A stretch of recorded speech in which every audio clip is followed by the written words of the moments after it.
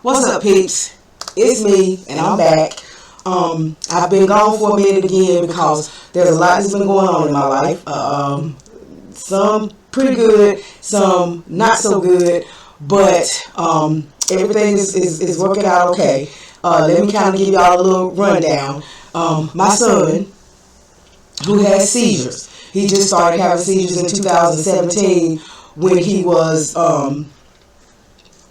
20, I think he was 25, about to be 26. It was right after my mother's death, and he just started having seizures, and he's been having them ever since.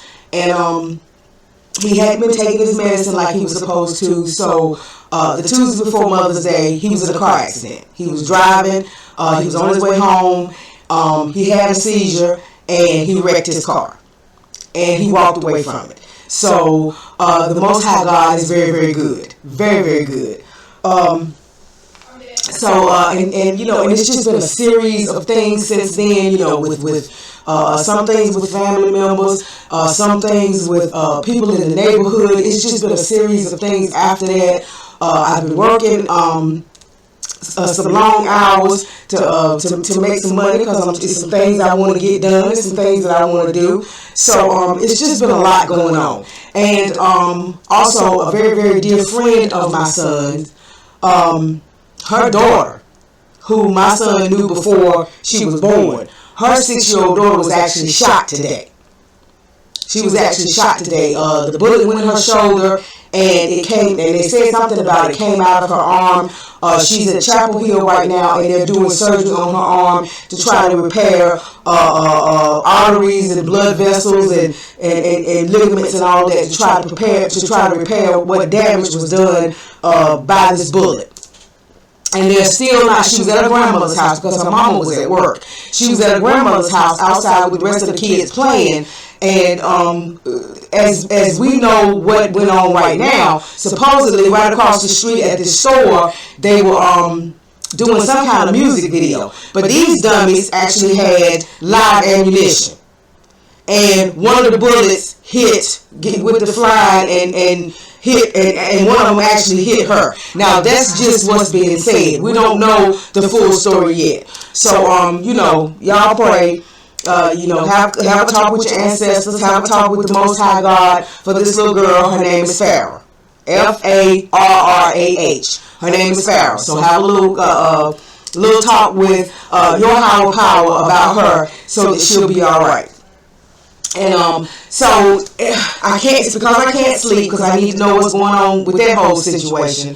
I decided that I would come on here and spend a little bit of time with y'all and share some things with y'all. You know, there's so much going on, and the voices of the new black media, everybody is talking and everybody has something to say, and everybody is sharing different information. Well, because there's so much information, I've been sitting back trying to decide exactly what it is that I want to bring to y'all. You understand what I'm saying? Because, you know, yes, we need to know about the murders of innocent black men, innocent black women, unarmed black men and women who are being slaughtered and murdered in the street by these race soldiers, all of this state-sanctioned killing. Yes, we need to know about that. But there are also some other areas and some other aspects of that we need to be talking about and that we need to be bringing out, because we don't want to run the risk of desensitizing our own people. We don't want to run the risk of desensitizing our own people to the violence. You know, so there's actually going to come a moment when I am going to start bringing some information and bringing some stories about how white supremacy and its violence, how it's running over and it's running out of the white community, the black community, like it's always done. It's running out of the black community and it's affecting other communities. So that's something that I want to work on, and some stuff that I want to bring to y'all, because you need to see that not only are black folk Black folks are the only ones that are being slaughtered. Let me be clear about that. Black people are the only ones that are being murdered indiscriminately with impunity in the street by these race soldiers. But these race soldiers are completely out of control now. And it just goes to show what we've been saying about white supremacy. That dog is off its leash. That monster is off his leash, and despite all the efforts of the white media, the corporate media, despite all the efforts of the white supremacists, despite all the efforts of the powers that be, they cannot get this animal back on its leash. So they try to cover it up and try to hide it and try to slide it back into the shadows and try to operate covertly like they used to, because this beast is completely and totally running wild and running loose. Okay, so I'm going to start bringing you some of that information about how this beast is also attacking his own. But then we know white supremacy has always attacked its own. When it was necessary, white supremacy has always attacked its own. So, we're going to get into that, because that's some stuff that I think we need to know. I think that's some stuff that we need to be talking about. That's some information that we need to be sharing.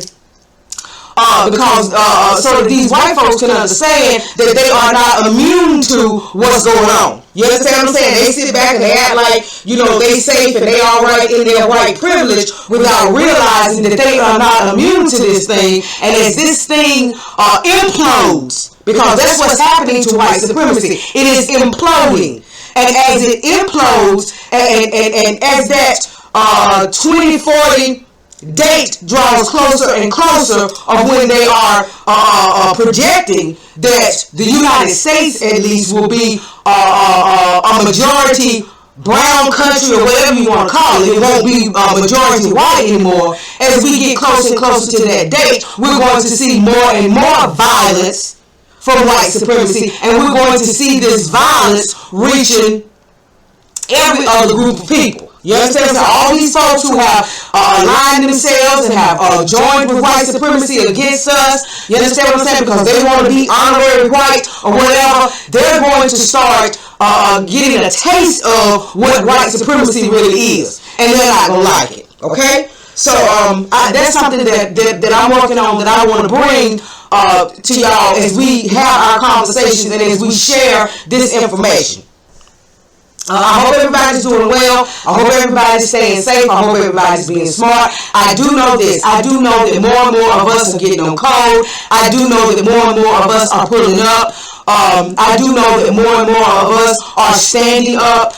There were some activists in Chicago, and one of the activists was stopped by a race soldier, and the race soldier was like, well, just get out the car so we can talk about it and all that. I'm sure y'all seen the video, and for those of you who haven't seen the video, then I will leave a link in the description box so that you can see it. Well, when he got out, when the black activist gentleman got out the car, he was telling the race soldier, just don't touch me, just don't put your hands on me.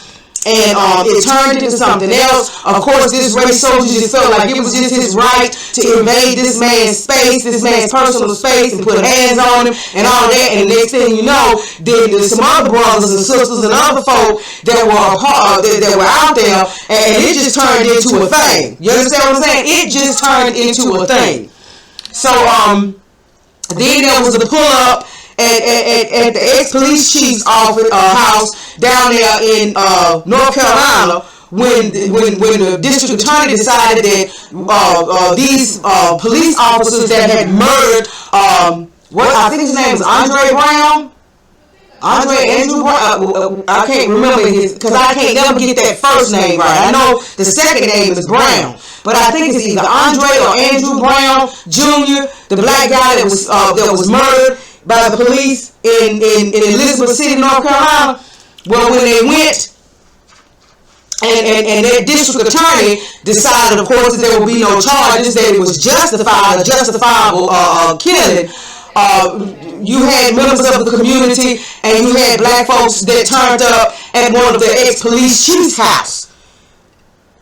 So they pulled up on him. So there's some pulling up going on. There's definitely more and more black folks waking up and getting on code and starting to understand their conversations. Because I had a conversation today at work with a young black woman talking about this whole menthol ban that the Biden administration is throwing out there. And we were talking about how it is definitely racist and how it is definitely meant to target the black community. So more and more black people are waking up. They're waking up and they're realizing that things are not what they appear to be. And there are a lot of black people who supported Biden and Harris, who voted for Biden and Harris, and who are realizing their mistakes. Now, you might not have too many of them on Twitter and social media and all that will come forward and admit that they made a mistake. But in real life, when you have these real life one-on-one personal conversations with people, they will admit that they made a mistake. Okay, and it's good to see that we are waking up, that more of us are waking up, and that more of us are getting on code, and we need to continue to do that. Okay, we also need to continue to stay away from the Asians. We need to continue to stay away from the Asians. We need to continue to stay away from their businesses. We need to continue to stay away from their communities, their neighborhoods. We need to continue to stay away from them, period. For their safety as well as ours, we need to stay away. Because it's just not safe. It's not safe for black folk, for foundational black Americans, for any black folks, but especially for foundational black Americans. It is not safe for us to be having any kind of interaction with Asian Americans, Pacific Islanders right now. Because the least little thing you say, the least little thing you do, because they will use your words and call your words a verbal attack and hit you with a hate crime. Just with your words. So we need to continue to do that. We need to continue to make it our business to stay away from these Asian Americans and Pacific Islanders. Like I said, not only for their safety, but for our safety, for just everybody's safety. We need to stay as far away from them as possible. We don't need to have any interaction with them. We don't need to socialize with them. We don't need to do business with them. We don't need to be going in and out of their stores, their restaurants, none of that. Because it's just not safe. Their nail salons, their beauty supplies, whatever. It is just not safe. Black women, learn how to do your own hair. If you can't learn how to do your own hair, find somebody black to buy hair from. There are black vendors that sell hair. There are black people that sell hair. There are black people that own and operate beauty supply stores.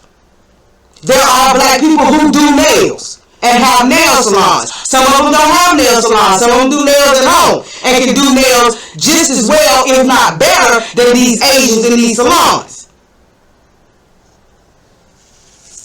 But if there's one thing that COVID has taught us, COVID-19 has taught us that we can do without a lot of things. What were you doing?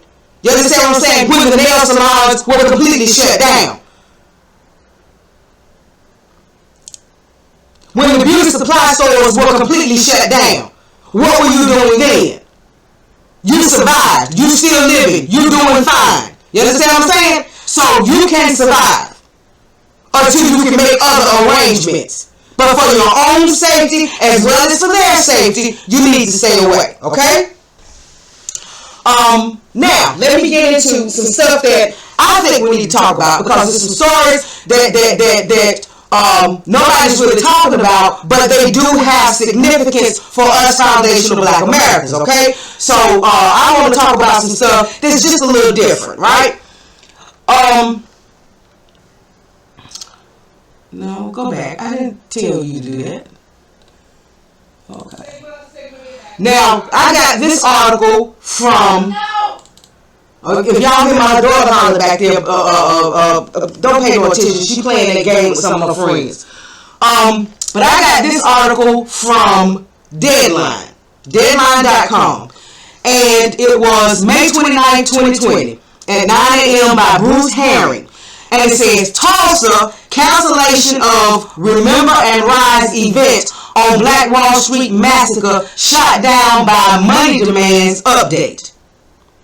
So this is supposed to be an update. So evidently they were planning on having this commemoration celebration for Black Wall Street because this year marks the 100th anniversary. So and it was canceled. So I just want to read some of this to you, and then we'll talk about it a little bit. Update. The canceled commemoration of the 1921 Tulsa, Oklahoma Black Wall Street massacre boiled down to money demands by the living survivors, according to NBC News. Oh. Okay. Now that's the update. But before we go deep into the update, let me read to y'all what they had printed before they did the update. It says earlier, the commission behind the Centennial Memorial of the 1921 Tulsa Black Wall Street Massacre said today that its Remember and Rise event set for Monday has been canceled. John Legend, and we know that John Legend is a big old bootlick. We know that. We know he's definitely a part of Hollywood. John Legend was scheduled to headline the event with Stacey Abrams, right? Stacey Abrams was supposed to be the keynote speaker, and Hill Harper, some guy who plays on NY, on CSI, NY, and The Good Doctor, actor Hill Harper was supposed to be the MC. The event sponsors claimed it was going to be nationally televised, but which network was handling it was left vague. So they never talked about which network was going to televise this thing. Remember and Rise also had America's Got Talent Season 15 winner Brandon Leak, Damon Lindelof, producer of HBO's Watchmen, which was set in Tulsa, and video presentations from national leaders, including former New York City Mayor Mike Bloomberg. So these are the people. Just listen. These are the people that this committee, this commission, or whatever, these are the people that they had lined up. You understand what I'm saying? To headline, to speak, you understand what I'm saying? To be a part of this event. All the way down to Mike Bloomberg, who black folks made it clear they didn't want to hear anything that Mike Bloomberg had to say during the presidential elections. I mean, during the presidential, what do you call it? When he was running as candidate for president. He was down there in that church. I think it was a church in Georgia, I believe it was. He was down there in that church when they when all the black folks stood up and turned their backs on him. It was when he went to Tulsa last year that he called himself unveiling his plan for the black community while he was in Tulsa last year. So black folks had already let it be known that they didn't want to hear nothing that Mike Bloomberg had to say because of stop and frisk. And because of all the years that he had been a part of that white supremacist regime in New York City. But these are the people: John Legend, Stacey Abrams. You understand? The mammy Stacey Abrams, who pretty much did everything that she could do to hand Georgia to Joe Biden, and she didn't get a thing for it. So I guess this is supposed to be a part of her care package from them. They're gonna let she gonna be the keynote speaker at this so-called commemoration for Black Wall Street. But I mean, I could have stomached John Legend, even though I really can't. I could have stomached Stacey Abrams, even though I really can't, because they black or whatever. I might even could have stomached this Brandon, whoever. But when they get to talk about Mike Bloomberg was gonna be there and he was gonna speak, he was gonna be a presenter from national leaders, including, okay, what other national leaders are we talking about? Because they didn't name anybody in this article but Mike Bloomberg. Anyway, let's keep going. The commission cited unexpected circumstances with entertainers and speakers as the reason for the cancellation. The Centennial Commission is unable to fulfill our high expectations for Monday afternoon's commemoration event and has determined not to move forward with the event at this time, according to an email sent to the media. We have hopes to reschedule later in this 100th commemorative year. We apologize for the disappointment and any inconvenience caused to ticket holders. If rescheduled, ticket holders will be notified first. Okay, so then we're going to go back up here to the beginning of the article, and we're going to read the update, and we're going to read the real reason why they had to cancel this thing, right? Here we go again. Update. The canceled commemoration of the 1921 Tulsa, Oklahoma Black Wall Street Massacre boiled down to money demands by the living survivors, according to NBC News. So, wait a minute, let's go see what NBC News had to say. Now, we're over here now to NBC News, and of course, I will have all of these articles linked in the description box. This is from NBC News, U.S. News. Tulsa, Remember and Rise event canceled days before centennial of race massacre after dispute over payment to survivors. The event to mark the 100th anniversary of the destruction of Black Wall Street was to feature singer John Legend and influential Georgia Democrat Stacey Abrams. Yeah, she influential, all right. So influential that they ain't thought about it no more since Biden won the election. That's how influential she is. This was by Dion J. Hampton, and it was May 28th.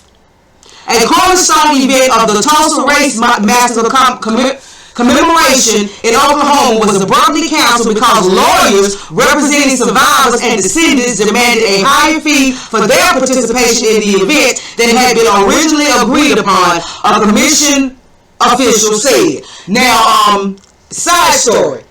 You know that a lot of the survivors are still living. There are a few survivors that are still living. And they are demanding money. They are demanding money. Refrigerator. They are demanding money. They are demanding reparations. They are demanding to be paid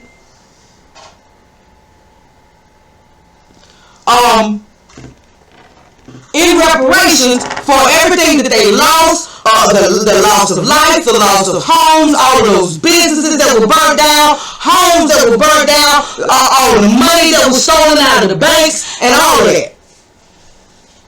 So they are speaking out, and they are talking to the media, and they are making demands of reparations. Now let's finish. Legal representatives for the 3 living survivors approached the Tulsa Race Massacre Centennial Commission about including them in the Remember and Rise occasion in return for $100,000 each and a $2 million seed gift to a reparations coalition fund. State Senator Kevin Matthews, chairman of the commission, said in a Friday press conference. So they wanted $100,000 each, and they wanted a $2 million seed gift to a reparations coalition fund. The parties agreed to those terms, he said. At the last minute, the lawyers representing the survivors moved to change the agreement, requesting $1 million for each and $50 million for the fund, said Matthews, who did not take questions. We could not respond to those demands, he said. I absolutely want the survivors, the descendants, and others that were affected to be financially and emotionally supported. However, this is not the way, no matter how hard we try. Lawyers representing the survivors and descendants did not return requests for comment. Remember and Rise was touted as a headlining occasion featuring the Grammy Award-winning singer John Legend, and the influential Georgia Democrat Stacey Abrams to mark the 100th anniversary of the destruction of Black Wall Street. They didn't need to be there anyway. John Legend and Stacey Abrams are two that didn't need to be there. Because of the mess that they toot and the agenda that they try to push goes against everything that Black Wall Street stood for. Anyway, due to unexpected circumstances with entertainers and speakers, the Centennial Commission is unable to fulfill our high expectations. I just read that. According to the Commission, which was sponsoring the gathering, we have hopes to reschedule later in this 100th commemorative year. We apologize for the disappointment and inconvenience caused to ticket holders. The Monday event was expected to be one of the highlights of this Centennial weekend. It's a big loss. It was something that everyone was looking forward to seeing, said Colorado resident Raphael Williams, 52, who drove 10 hours back to his native Tulsa for the Centennial. He said he tried to purchase tickets for the event, but they were sold out in 27 minutes. I mean, John Legend is a world-renowned musician. Everyone wanted to get a little taste of his music.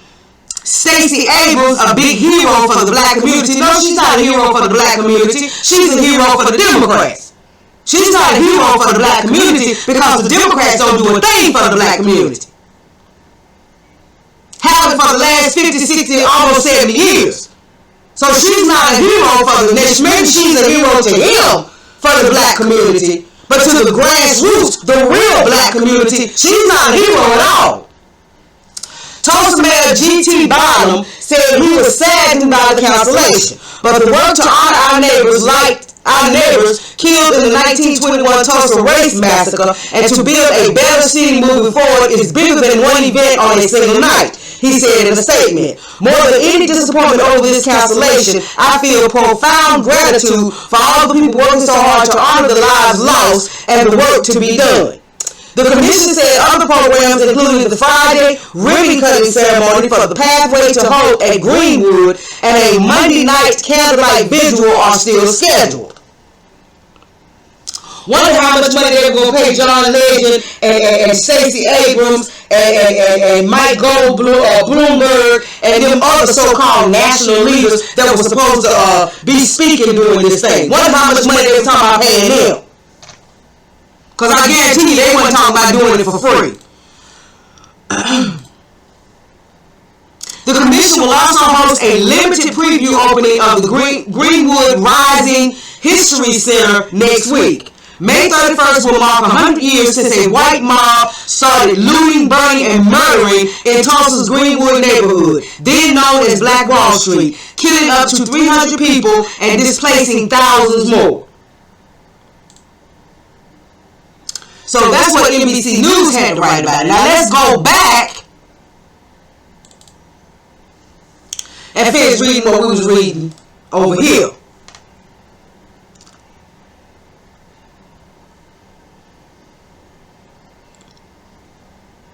Okay, well, it just pretty much says what we always say. The parties agreed to those terms, he said, but at the last minute, the demands changed. Lawyers for the survivors asked for $1 million apiece for each one of the survivors. There would have been 3 million because there's 3 of them, and $50 million as a seed gift for this reparations coalition fund, said Matthews.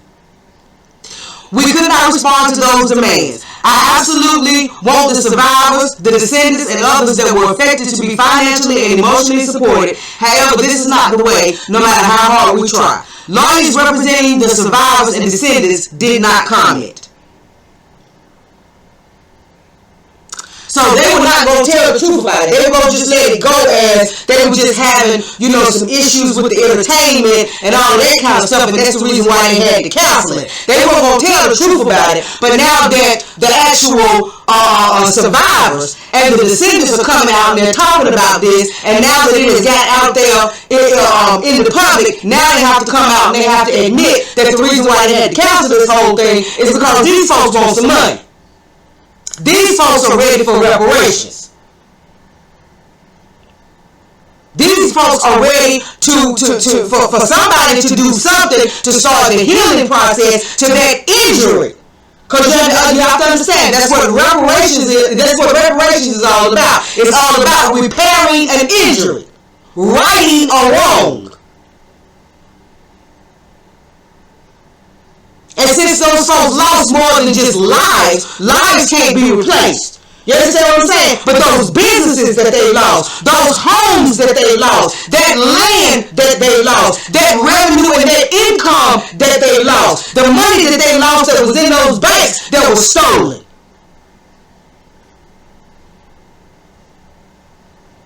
That can be replaced. The loss of life can't be replaced, but all that other stuff that they lost can be replaced.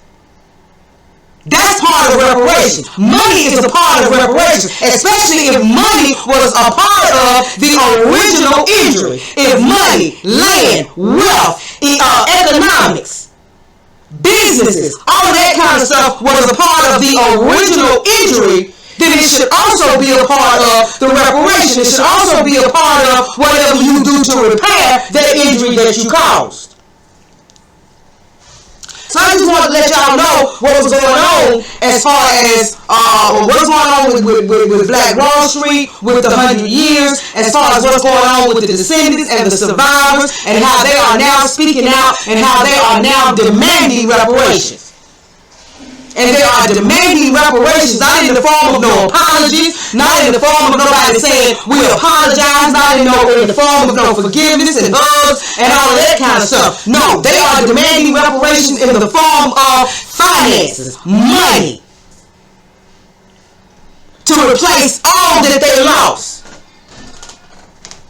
Okay? So, now, let's move on to the next story. Well, the next thing I want to get into is, you know, in the new black media, we've all been challenged in the new black media to be very vigilant and to keep our eyes and our ears open for all the foolishness and the buffoonery that comes to us, right? And before we call out anybody else, we have to call out our own, right? So there's this, and we got to call out the bootlegs and the coons and all. We got to call them out, and the collaborators, because see what's hindering us and what has hindered our progress so much down through the years. What has hindered us so much in our fight against white supremacy has been the black collaborator, the black bootleg.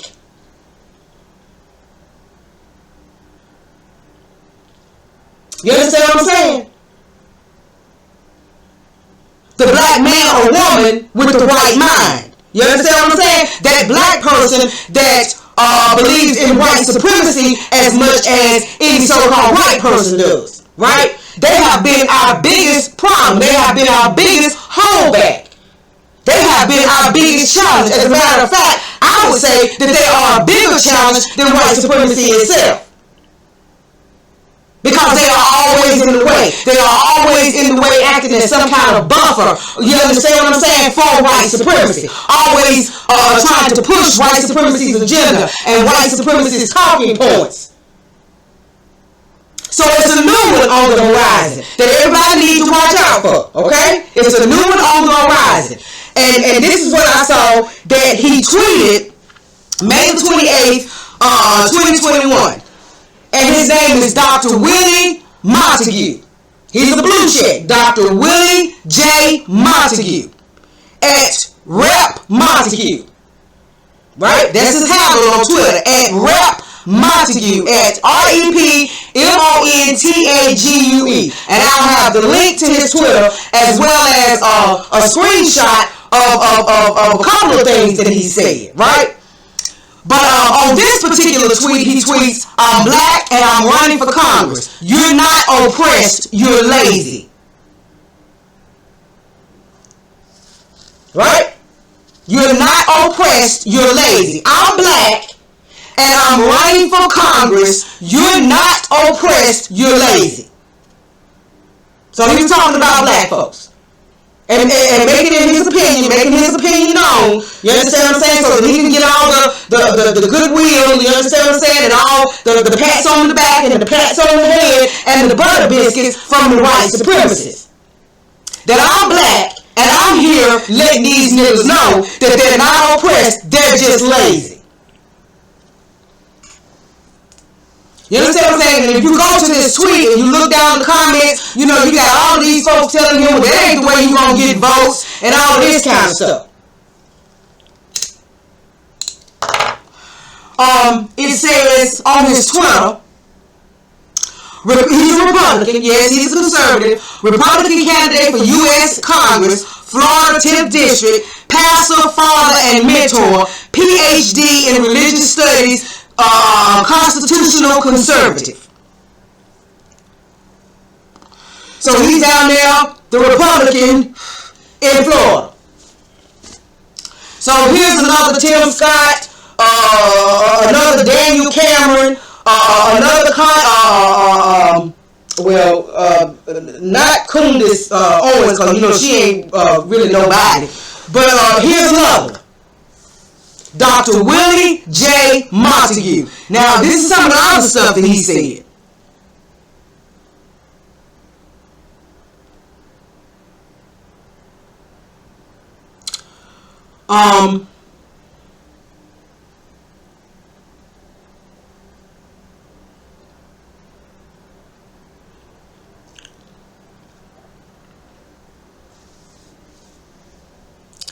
That's correct. America is not racist. But let me ask you a question. If America is racist, why do you vote for Democrats who only want to enlarge government? That's something he said.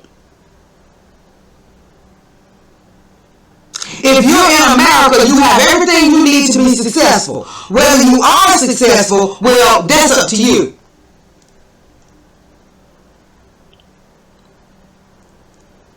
So this is another one. And I just wanted to bring him to your attention. Especially you folks in Florida. Or you that know people in Florida or whatever. I just wanted to bring this one to your attention. Here's another one. I mean, they crop up, they grow them like they growing weeds in a garden. Because you know, weeds grow faster in a garden than the fruits and the vegetables and the plants and stuff. So they grow these bootlegs and these coons, whether they be the left wing or the right wing. You understand what I'm saying? They grow them like they're growing weeds in the garden. That's how fast they grow. You understand what I'm saying? As soon as you cut down one field full, here comes another field full. So as soon as we cut down one and call out one, here comes another 2 or 3.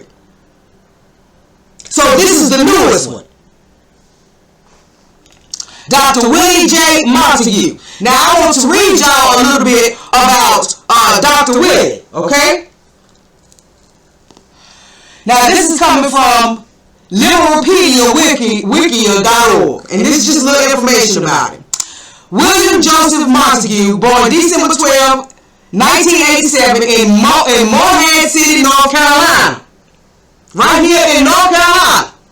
Is the pastor and founder of Renaissance Outreach Ministries International in Broken Arrow, Oklahoma, and a Republican candidate for the Broken Arrow City Council 4. So this was when he was in. Yeah, this is before he started running for U.S. Senate down in Florida.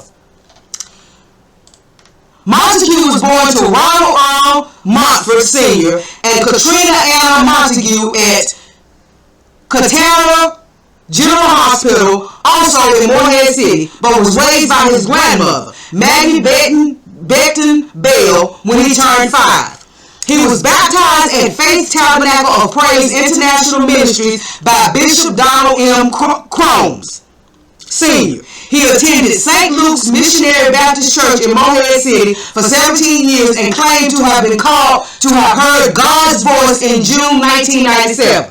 He served as choir director, usher, deacon, and armor bearer at St. Luke's. He resigned from there and joined Praise International for only 3 years. He attended West Culprit High School from 2002 to 2006, and during that time he was freshman class president, sophomore class president, junior commissioner of men's athletics, senior advisor, king of the African American History Club, chairman of the Teenage Republicans of 3 counties, on the Bicycle Plan Committee, was one of the DECA team, and won the Hugh O'Brien Youth Leadership Award. In 2004, he founded BLACK, Bright, Loving, Awesome, Caring Kids Gatherings, a non-profit organization. He slated to become a pastor, to which he was given his official certificate on April 20th, 2008 from Powerhouse Ministries Unlimited, Inc., and had been ordained there. So Powerhouse is actually in Greensboro. Well, it originated in Greensboro. That's where the Powerhouse started, in Greensboro, North Carolina. Right? So this is another member of the clergy, you understand what I'm saying, who is buck broken, you understand what I'm saying, on that coon train. And as many members of the clergy down through the years, ever since slavery, have been used by white supremacy to steer black people the wrong way, to keep black people in a docile position, to keep black people at odds with each other, or whatever the case may be, then here's another one, right? He traveled to India for 5 months in 2009 and established a church there while preaching the gospel. In early 2010, he started the Black Republicans Association of Oklahoma. He resided in Broken Arrow, Oklahoma. While Montague has attended local Tea Party rallies, does Montague understand tokenism? Does he realize the Tea Party may be using him to disguise racist elements within the movement? The Tea Party harms poor people because cutting taxes reduces welfare spending.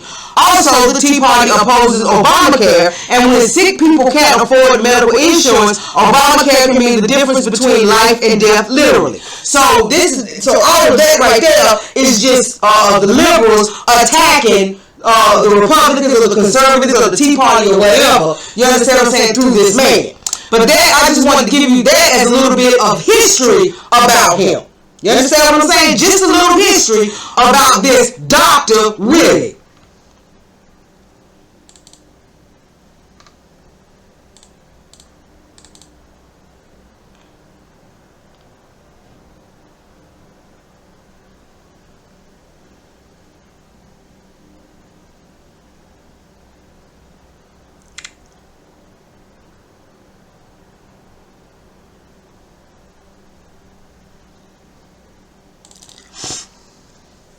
So, understand, he done already set out.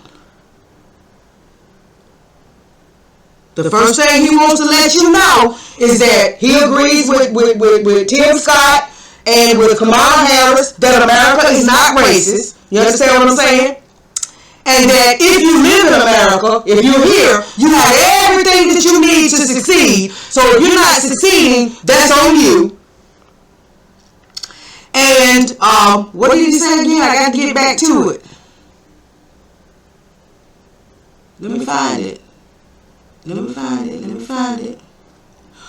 again, that he's black, he's running for Congress, and that you're not oppressed. You understand what I'm saying? You're just lazy. So again, pushing that pull yourself up by the bootstraps stuff that we get from white supremacy all the time. You understand what I'm saying? Oh, you're not oppressed. Oh, ain't nobody stopping you from getting nothing. Oh, ain't nobody oppressing you. Ain't nobody discriminating against you. Ain't nobody standing in your way. You just need to work hard. You just lazy.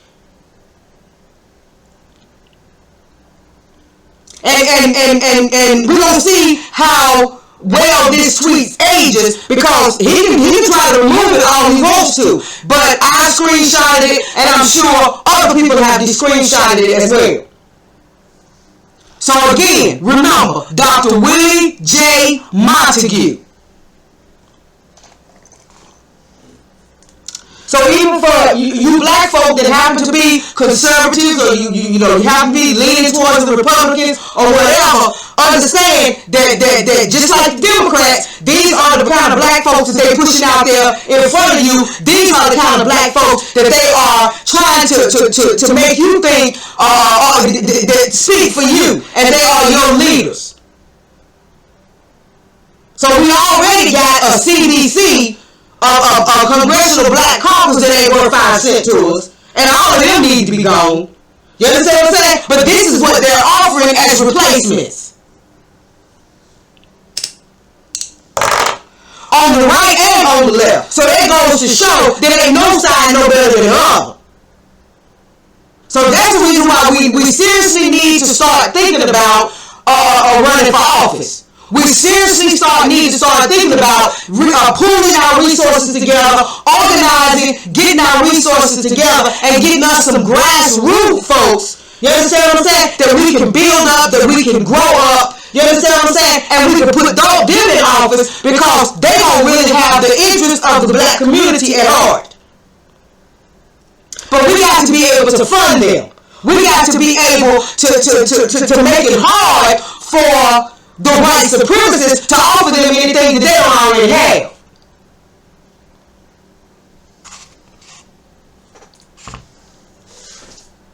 We got to learn how to start cooking and buttering some biscuits.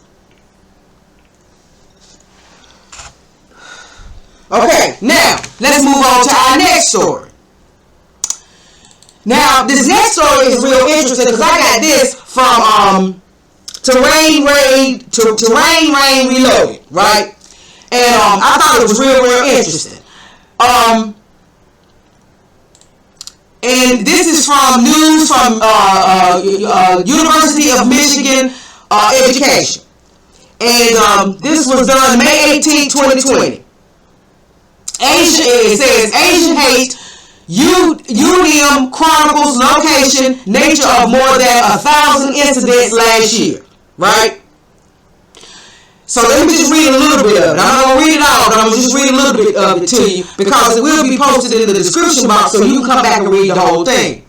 New research from the University of Michigan offers insights into the location, nature, and perpetrators of anti-Asian hate incidents that occur in the U.S. during the COVID-19 pandemic.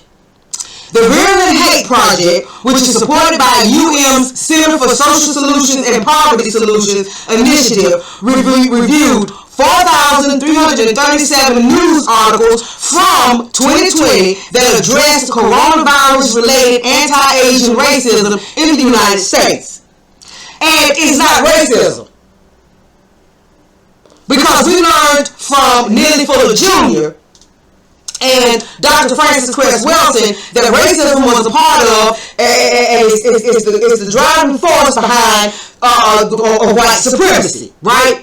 And that racism, white supremacy, affects folk in all 9 areas, 10 when you include medical areas of human activity, right?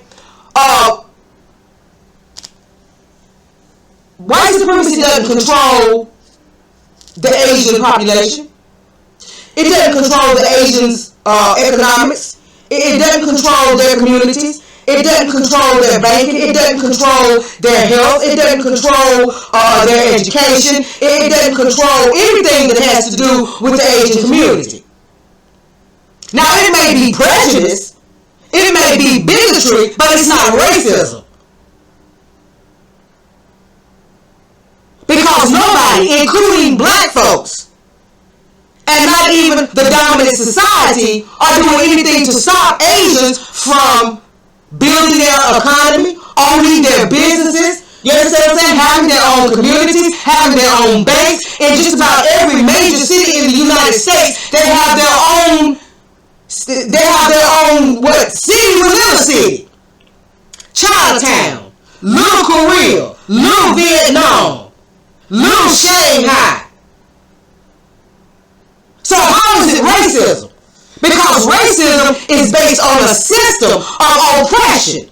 Nobody's oppressing Asian people. Nobody's stopping them from working. Nobody's stopping them from owning their businesses. Nobody's stopping them from prospering. Nobody's stopping them from having their own schools. Nobody's stopping them from having their own communities. Nobody's stopping them from doing anything that they want to do.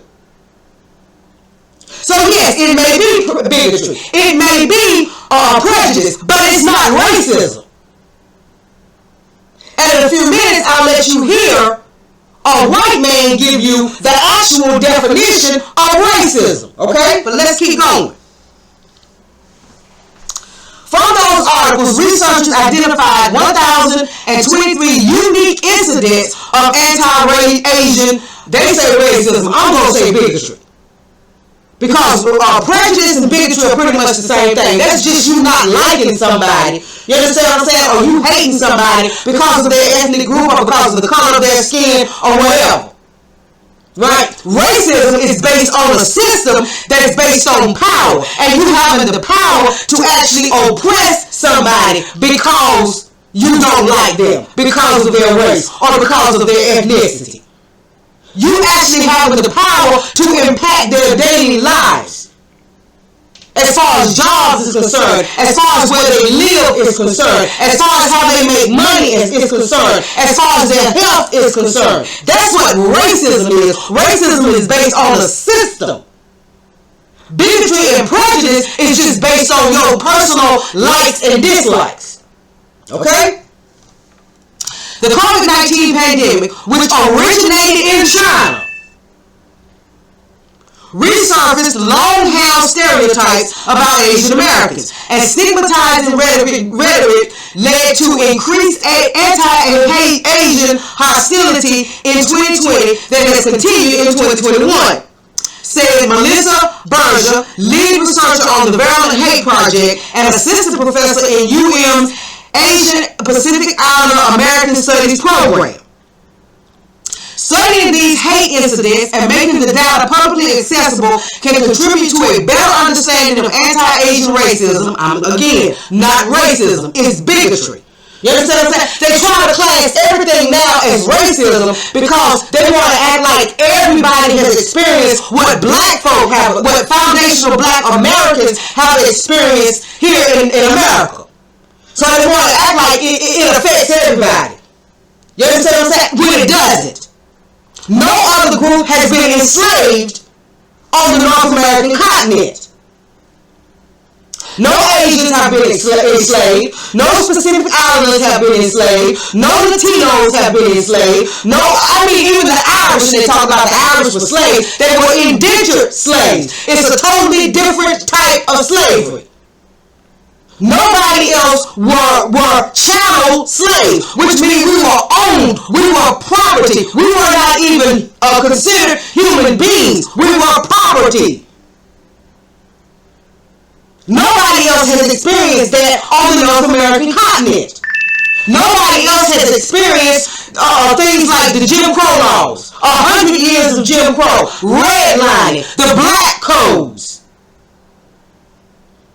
the discrimination in housing, all of these things. Nobody else has experienced that but the foundational black American. Nobody else has experienced systematic racism, where this hate was actually written into the laws. And this hate for black folks was actually law.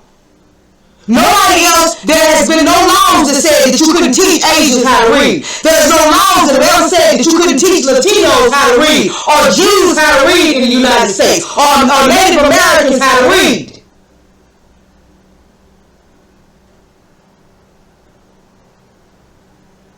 There has never been a law, the Casual Killing Act, you understand what I'm saying, that actually gave somebody the legal right to beat somebody else to death. Beat them to death and not have to worry about any type of punishment. So see, that's the reason why they like to use the word racism when they talk about these other groups, when it's not racism at all, because it's not systemic and it's not a part of the very government. It's not a part of the very institution that this country was founded on. So let's keep going. Studying these hate incidents and making the data publicly accessible can contribute to a better understanding of anti-Asian bigotry, shape public policy, and guide the activism of Asian American community organizers, she said. The Virulent Hate Project supports the work of Stop AAPI Hate and the Bridging Divides initiative at Princeton University. But let's go on down here where it talks about, they got the report in the PDF form too that you can click on in this article. A new report from the project focuses on the nature of anti-Asian race bigotry reported by the news media in 2020. Forthcoming reports will analyze Asian American racism, anti-bigotry, activism, and news media coverage. Okay, key findings from the new report include, of the 1,023 unique anti-Asian hate incidents analyzed, 66%, 679 incidents involved anti-Asian harassment and vandalism that targeted individuals or groups. Approximately 33%, 344 incidents involved stigmatizing and discriminatory statements, images, policies, and proposals made by individuals or groups that reproduced anti-Asian stereotypes and harmed Asian Americans as a community. Now they talking about images, statements. You understand what I'm saying? We still ain't heard nothing about no violence. We still ain't heard nothing about these people actually just being violently attacked, and we still ain't heard nothing about none of that. Anti-Asian harassment affected Asian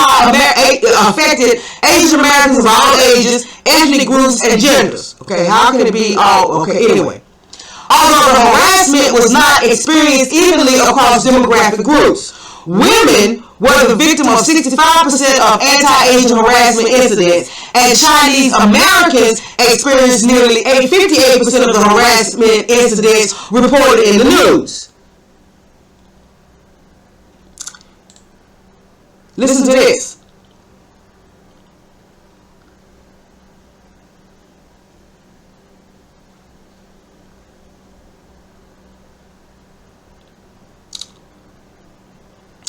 Where is it? I want to find it because I don't see it right here.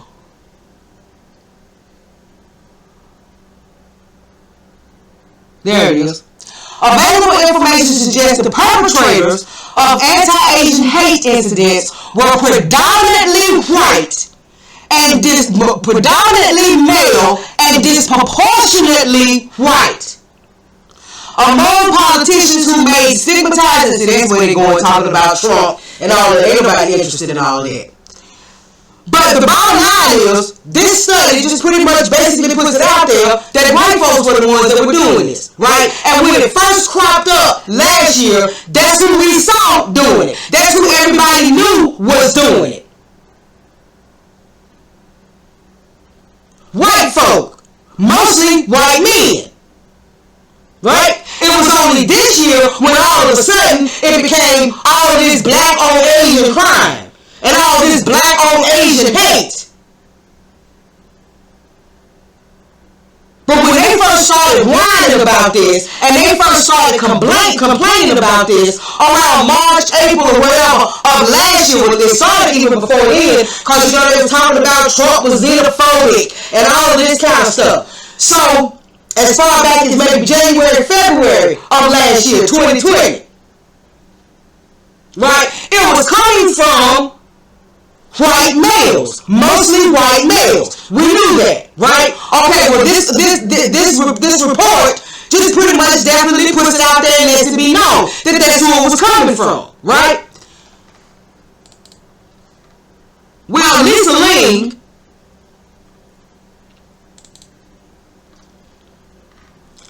and most of y'all know Lisa Ling.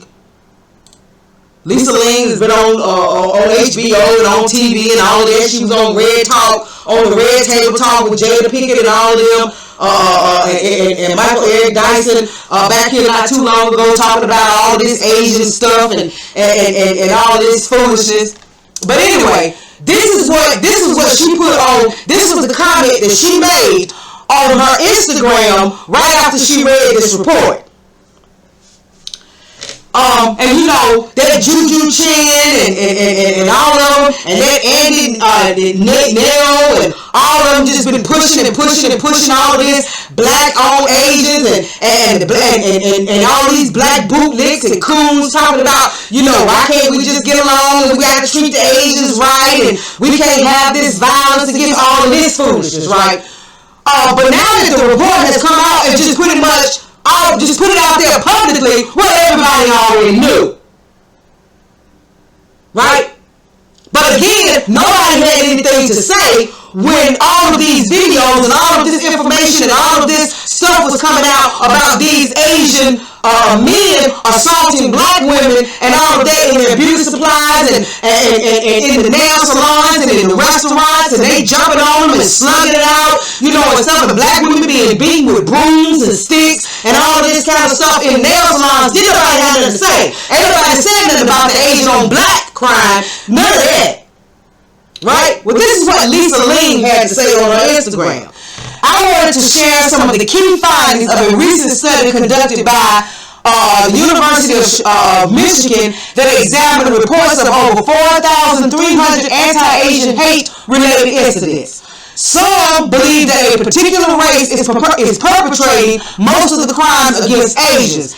And I post this not to point fingers, but to dispel some of the myths that are percolating. So she's talking about black folks, right? But in here, as we have already seen, you know, with the white boy that shot up the Asian women in the spa, and with the little white boys that cut the Asian man and killed him and cut his body up, you know, with the white guy that killed the Asian woman and they found her and the 8-year-old child and all this. Nobody's saying anything. You understand what I'm saying? No attention is being drawn to all of this crime against Asians that's coming from white folks. And has been coming from white folks. Ain't nobody talking about that.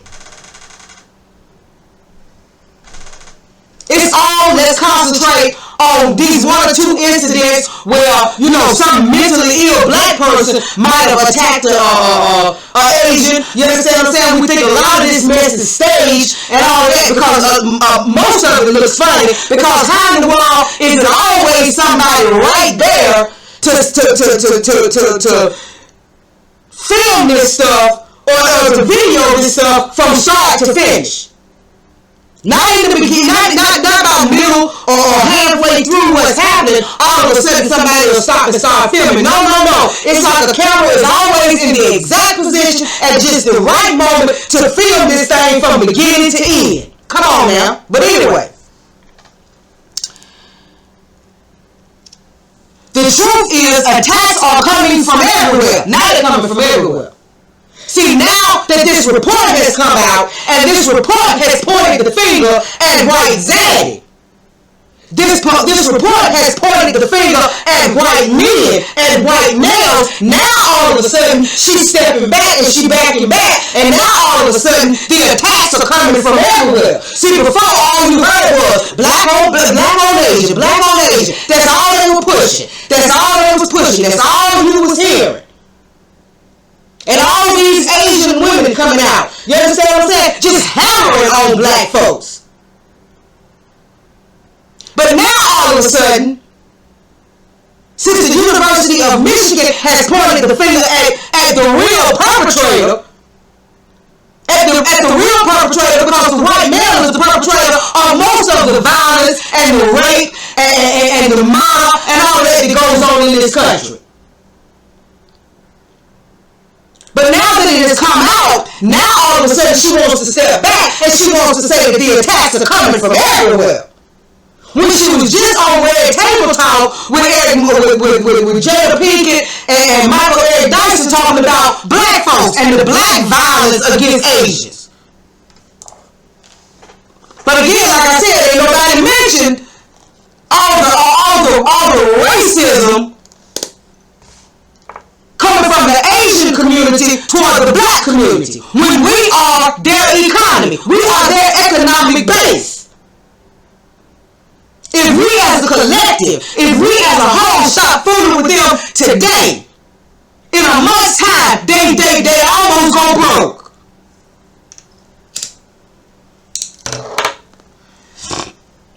The truth is, attacks are coming from everywhere. And I would be remiss if I didn't mention that according to the head of the NYPD Asian Task Force, a major common denominator in many of the attacks there is mental illness. Okay, we already knew that. We already knew that because right here on my channel, right here, I read you the article where the Asian head of this task force said that most of these attacks were being done by mentally ill people. So if they're mentally ill, you understand what I'm saying? They got mental issues. One of the guys that attacked this older Asian woman, one of those guys actually had killed his own mama years ago. And he had just got out of prison for killing his own mama. Was that racial?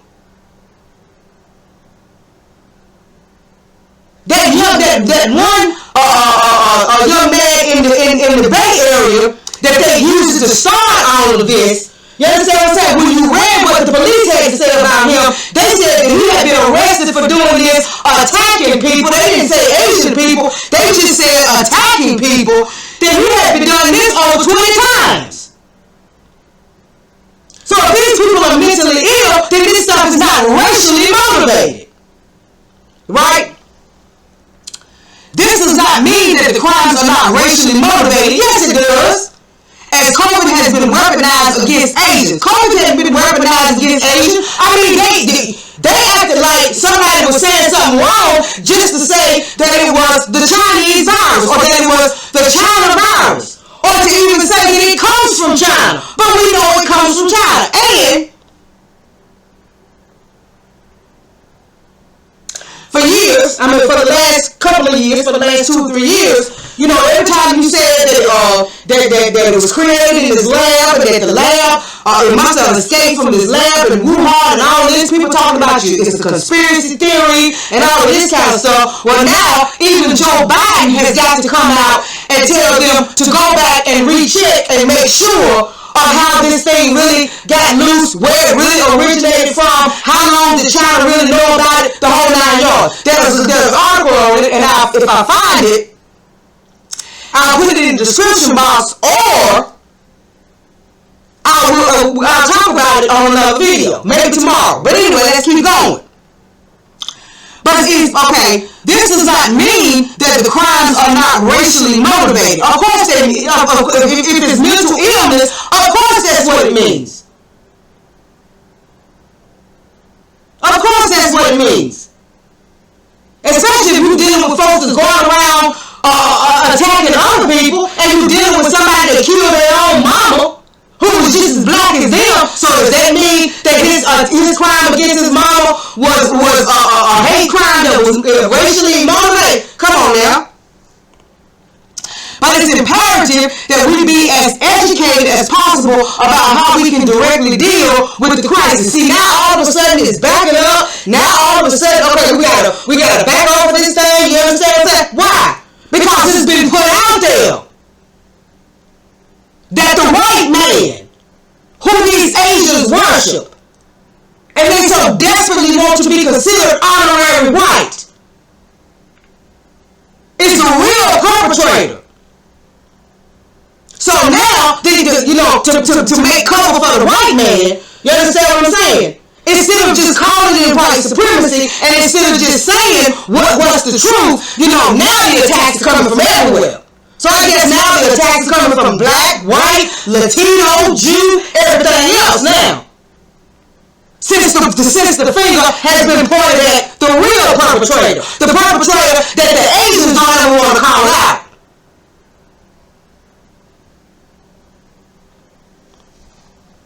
So now we need to educate ourselves. See, what nobody's talking about educating themselves when you were trying to put it all on black folks, and when you were targeting black folks with this.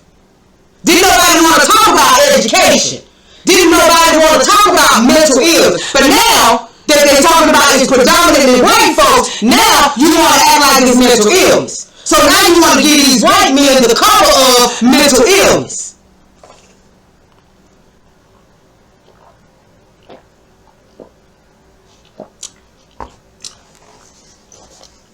But even when this Asian man over this task force said it about a month and a half, 2 months ago, that most of these cases involve people with mental illness. Oh, y'all Asians didn't jump on that and bring that out then. But now that the finger has been pointed at white Zaddy, now you want to stress mental illness. Just like they did with the Robert Long dude, the Aaron Robert Long, or whatever his name was, who went down there in Georgia and shut up all of them spas. They wanted to try to act like he was crazy or he had some kind of sexual addiction or some foolishness like that.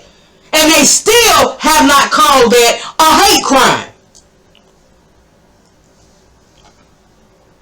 Otherwise, we will inevitably default to mistruths and mischaracterizations that are not grounded in truth. So now all of a sudden you're worried about truth.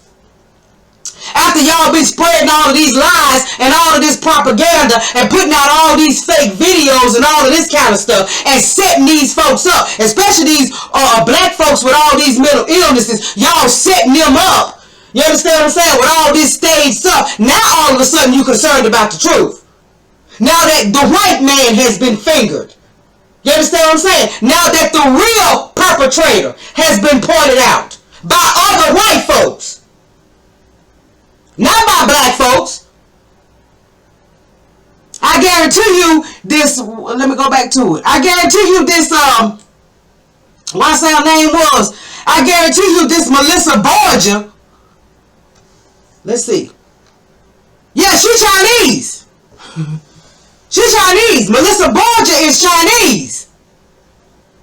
So now one of your own has come out. Not somebody black, not even somebody white, but an Asian just like you has come out and let it be known. No. The real perpetrators are white men. See, now that one of your own has put the truth out there, now all of a sudden you want to back up and you want people to get educated and you want people to know the truth. You understand what I'm saying? And you want people to understand that most of these folks that are doing these attacks are suffering with mental illness and all of that. So now it's a whole different story, a whole different spin being put on it now that the white man that y'all worship has been pointed out by one of your own. See, that's the important part. You can't say that this study is biased. You can't say that this study was done by black folks or by other people of color or whatever that's trying to cover for black folks or whatever. No. One of your own put this information out, saying that the attacks were coming from predominantly white males.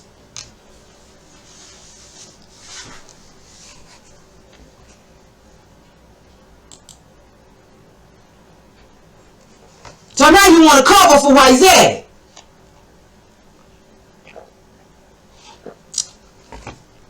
And all the things that were already being pointed out when you act like it was black folks doing it, and you didn't concentrate on those things. You understand what I'm saying? You didn't shed any light on those things. You didn't talk about those things. Now all of a sudden you want to shed some light on those things. Now all of a sudden you want to make a point of mentioning those things. Now all of a sudden mental illness is important.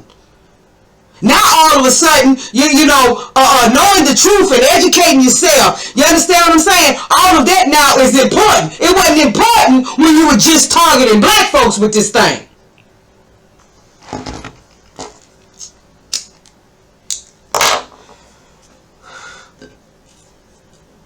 And hopefully, y'all got sense enough to realize that Biden didn't do nothing but play a trick on you, because yeah, he might have gave you a crime bill that supposedly protects you from us. Okay, well, you don't need no protection from us. We ain't been bothering you no way. Not like that. Not as a whole, not as a collective. It ain't no organized plot or nothing going around for black folks to just randomly attack Asians. That's not something that we just thinking about. That's not something that we just sitting up thinking about. So Biden offered you some protection against the least people that you have to worry about. The people that you have to worry the least about is who he protected you from, and that's us. But he didn't give you any protection from him. The real perpetrator. The one who has really been doing you some harm ever since you've been here. So I just thought that was real important that this whole thing with all of this Asian hate and all of this targeting black folks and all of this so-called anti-Asian hate crime and crime bill and all of this stuff is finna backfire on all these folks. It's finna backfire on all, because it ain't much you can say. Like I said, when one of your own. And I try to make it my business to have her picture, this Melissa Borgia, have her picture in this in this video, or at least have a link to that little bio that part that they have on her, so that you can see that she's Asian herself. So ain't jack you can say when one of your own is letting you know who the real perpetrator is. Predominantly male and disproportionately white.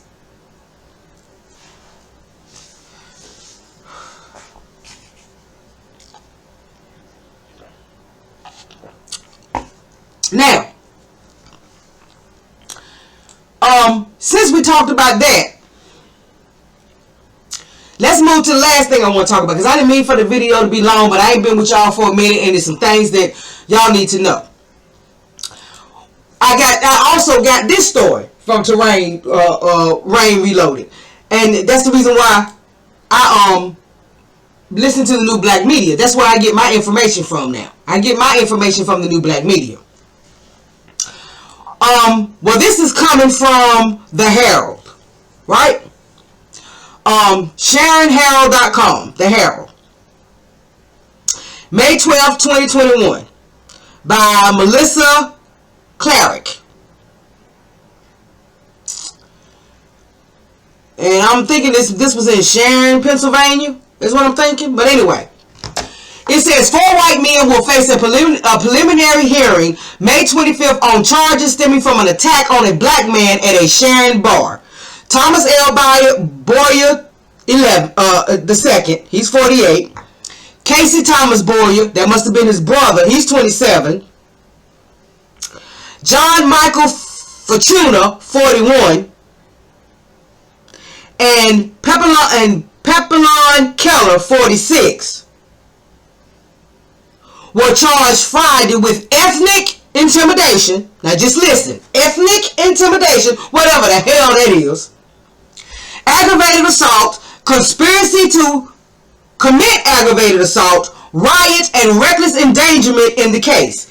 Casey Boyer was also charged with robbery after police accused him of stealing the man's watch. So these 4 white men decided that they were going to attack, jump on, and beat a black man at this bar in Sharon, right? And they have been charged with ethnic intimidation. Again, I don't know what the hell that is.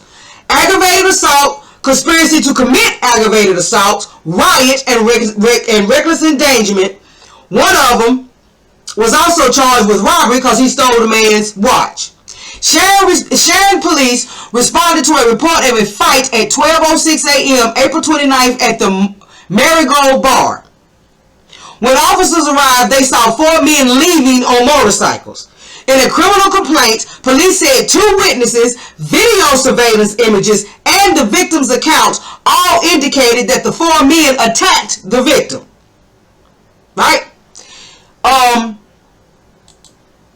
Now, this is how it's captioned in blackenterprise.com, because blackenterprise.com also did an article on this on May the 20th. And this is their caption. 4 white men arrested for beating a black man on what they called Stump a Nigga Night. Well, they don't say nigga. They say stump a N-word night. But actually stump a nigga night. Right? Okay, let me go back and finish reading this one. Police said the victim sustained several injuries, including a cut on his hand and bruises to his face. The victim could not remember his correct address and was unable to say his social security number, so he was treated at a hospital for a concussion and other injuries. The victim told police that he did not know the 4 men when he entered the bar. He told police that one of the men blocked his path when he tried to use the bathroom. That began an altercation, when he was punched and knocked down. After that, the victim said the 4 men kicked him repeatedly. The witnesses said they heard the 4 men using racial slurs. Police said one witness reported hearing one of the men say, "Look like it's gonna be a stump a nigga night."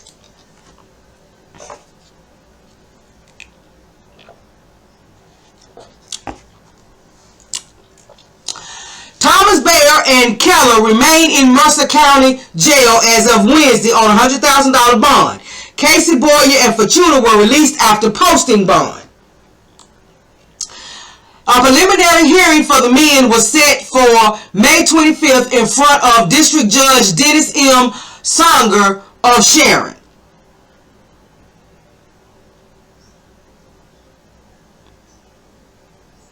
So point is,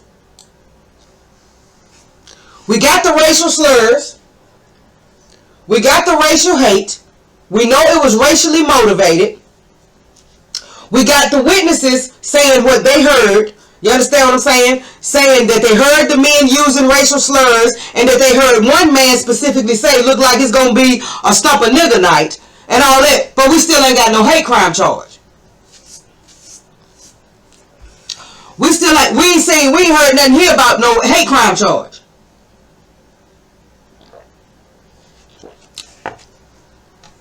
They come up with some old bullshit talking about ethnic intimidation.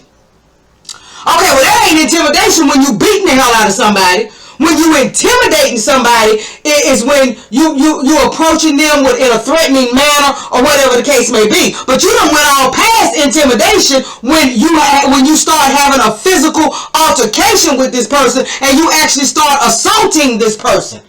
You are past any type of intimidation. Now you on to a hate crime. Especially while you beating and kicking this person, you using racial slurs and you saying shit like, looks like it's gonna be a stump of nigger night. But we don't see no hate crime charge. At least not yet. So we all need to get together. You understand what I'm saying? And we need to raise our voices. You understand what I'm saying? And maybe need to be some pulling up done. You understand what I'm saying? In sharing. So that we can make sure that we get some hate crime charges against these folks.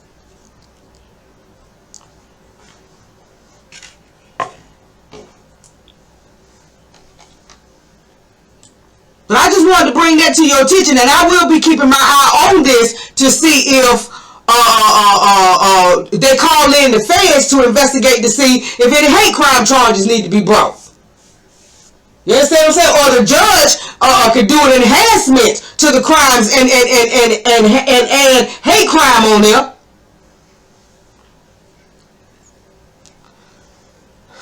Like they did that black woman in I believe it was Texas, who got in a fight with the Asian woman in the beauty supply. You understand what I'm saying? And she was charged with assault, and the next thing you know, the judge adds an enhancement for a hate crime. But see, that's our fault, because we done told y'all to stay out of these folks' businesses. For your safety as well as theirs, to stay out of their businesses. To stay away from them, to have no interaction with them whatsoever. And then you ain't got to worry about being charged with an old fake, phony ass hate crime. For just opening up your mouth saying something to somebody.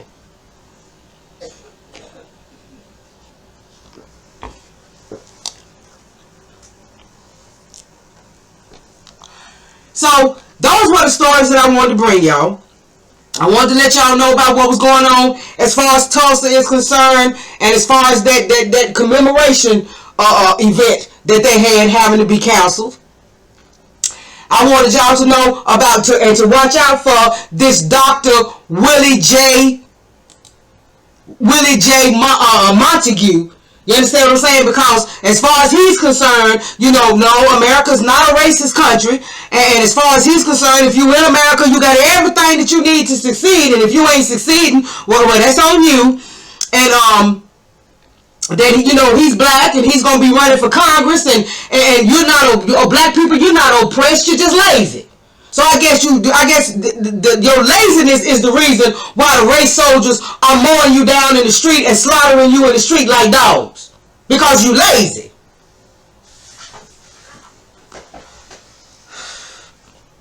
So just another, bootleg from the right. You understand what I'm saying? You can take the bootlicks from the right, the Candace Owens, this here, William J Montague, the Tim Scotts, and the Jesse Lee Petersons, and the Officer Tatums, and the Candace Owenses, and all of them, and the ones on the left, the Stacey Abrams, and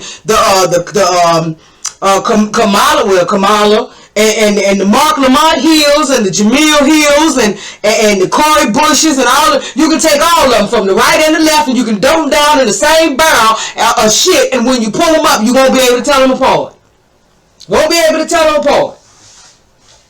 Because they all mean to do the same thing. And that is undermine foundational black Americans, undermine black empowerment, undermine the reparations movement, because we still ain't forgot about our reparations. Reparations now, they still need to cut the check. But they all meant to do the same thing. So like I said, if you dump them down in a barrel and pull them up, you wouldn't be able to tell them apart.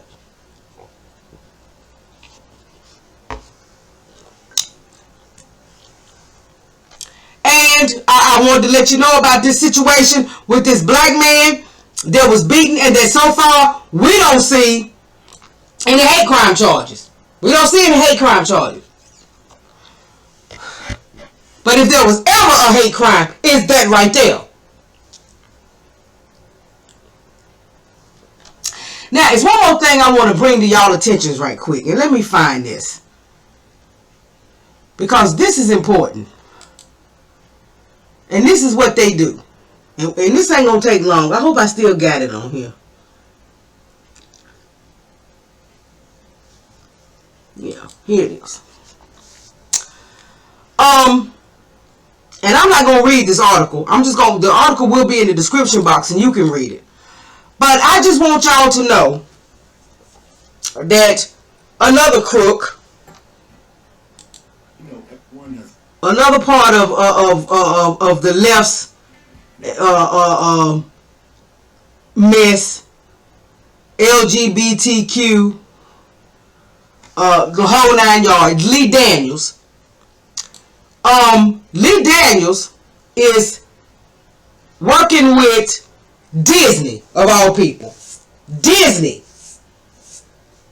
And we all know that Walt Disney was a major, super white supremacist. He hated black folks, right?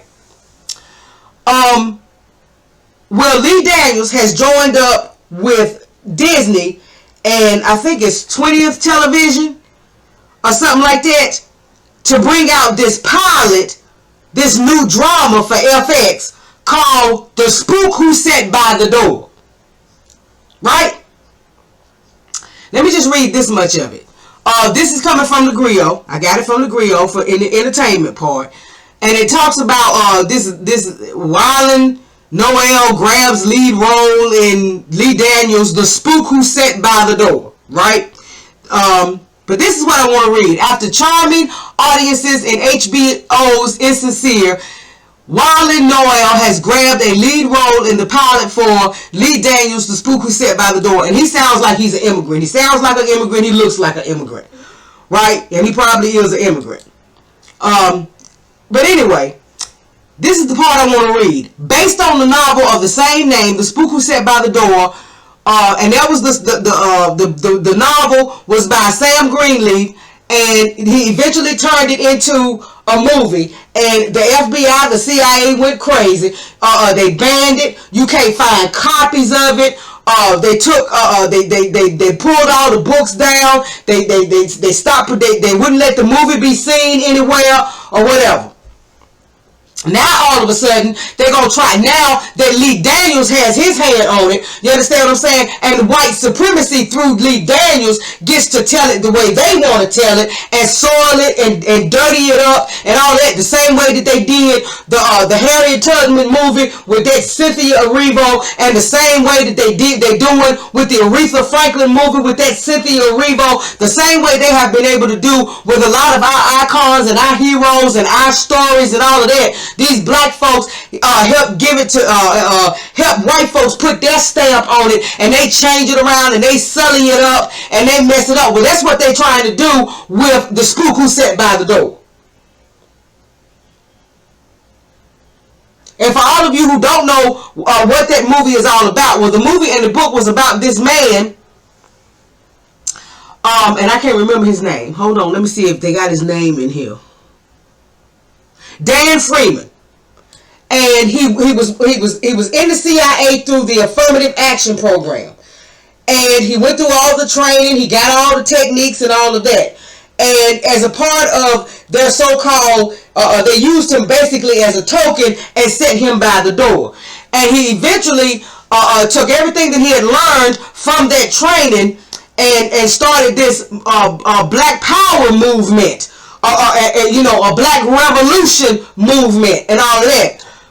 So now Disney and FX and the white folks want to put their stamp on it. You understand what I'm saying? And change it around, dirty it up. You understand what I'm saying? Change the narrative and all of that and make it look like they want it to look. And of course, they have put Lee Daniels in charge of it. Another one of their little pets, another one of their little coon bootlicks, you understand what I'm saying? To make sure that it goes down the way that white supremacy wants it to go down. So I think that we as black folks need to challenge this the same way we challenged that Harriet Tubman movement. The same way we challenged that first old boy playing Fred Hampton until he paid homage and he gave it the honor that it deserved. The same way that, we have gone against Cynthia Erivo playing Aretha Franklin and all of that. We need to go against this. We need to ban this. We don't need to watch this on FX. You understand what I'm saying? They're getting ready to do the pilot. And from the pilot on, we need to make it clear that we don't want this. We're not with this. We're not going to be a part of this. We're not going to watch this. We're not going to have nothing to do with it. Because you can best well believe that by the time white supremacy gets finished with it, through Lee Daniels, it ain't going to be nothing like the original book and movie. And as a matter of fact, I saw the Spook Who Sat by the Door right here on YouTube. So for those of you who have not seen it, check and see if it's still on YouTube. I'll check and I'll put the link down in the description box if I can find it. But this is what they try to do because the new black media and this new black empowerment movement and everything has brought that book, that movie, The Spook Who Sat by the Door, has brought it back, has brought the importance of it back, and has brought back recognition to it, and a new generation has recognized it, and a new generation is talking about it, and a new generation wants to see it. So in order to sully it, dirty it up, change the narrative, and make it look the way white supremacy wants it to look, they pick one of their hand-picked Negroes, Lee Daniels, to come in and switch it around. So I just wanted to put that out there and let y'all know the kind of stuff that we are truly behind enemy lines. And we getting assaulted on all fronts.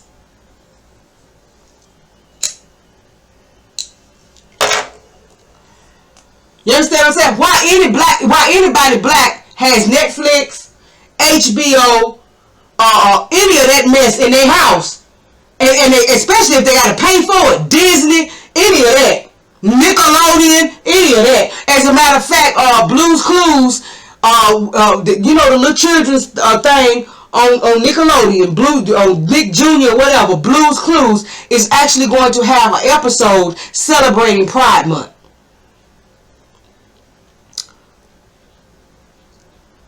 With a drag queen, a cartoon drag queen on there. For people who say that this is not, that the agenda is not being pushed on our children.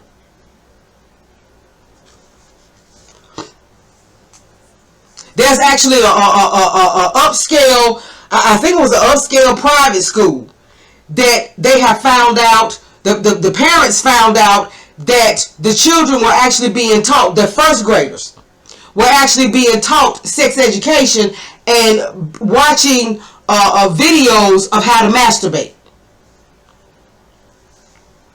Y'all need to go to Tariq's Twitter, and it's on his Twitter. And for anybody who has not seen Buck Breaking, I have my Buck Breaking movie, and I have seen it, and it is amazing. It is absolutely amazing. So I would urge anybody to get Buck Breaking, to get that movie. You can either get the DVD, you can get it from www.buckbreakingmovie.com, you can get it from Amazon. It is now being streamed, the whole 9 yards. Okay, but that's all I got for tonight. Like I said, all of the links to all of these articles will be in the description box. I was trying to see if I can find a link to the movie, The Spook Who Sat by the Door. What else did I say I was going to try to find? I think I said I was going to try to find something else. It'll come to me. But anything that I said that I'll try to find, I'll put it down in the description box. But all of this information is in the video. Of course, will be down in the description box. You'll be able to see this Melissa Berger woman. She's an Asian again, and she's the one that helped bring out this report that pointed the finger at the true perpetrators as far as all of this so-called Asian hate is concerned. And I'll even have a screenshot of this post that Lisa Ling put up, where she all of a sudden starts backtracking and all of a sudden starts telling a totally different story and all of that, now that white Zaddy has been pointed out as the real perpetrator. Okay, so that's all I got for y'all. I'm sorry I was gone so long. I'll try not to be gone as long, but you know, life happens and we have to deal with life. But and like I said, I'm gonna try to bring y'all some new information, bring y'all some stuff, because like I said, I don't want my people desensitized by seeing so much of us just being murdered and slaughtered in the street. You understand what I'm saying? It's time for us to see how white supremacy is just loose. It's just loose, and it is starting to affect other ethnicities, other groups, and all of that. So y'all just hang tight.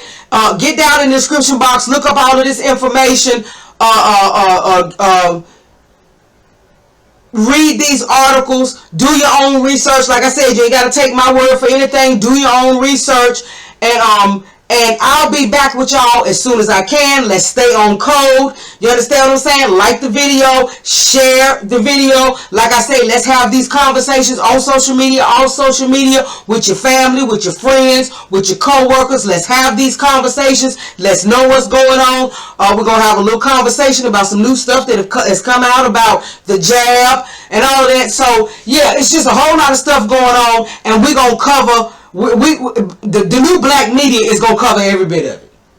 You know, we may not all cover the exact same thing, but we're going to all bring you the information, and we're going to always bring it to you in a way that empowers us as foundational black Americans. So like I said, let's get on code. Let's stay on code. And, you know, let's be ready for anything, because like they say, if you're ready, if you're already ready, you ain't got to get ready. So let's be ready. You understand what I'm saying? Let's understand that this is pull-up summer. Tariq calls it pull-up summer. Jason Black expanded it to this is going to be a pull-up era. So that's all I got for y'all, and I will be talking to y'all soon. Like I said, y'all just stay on code. Stay safe, keep your head on swivel, know what's going on around you, and y'all have a good morning.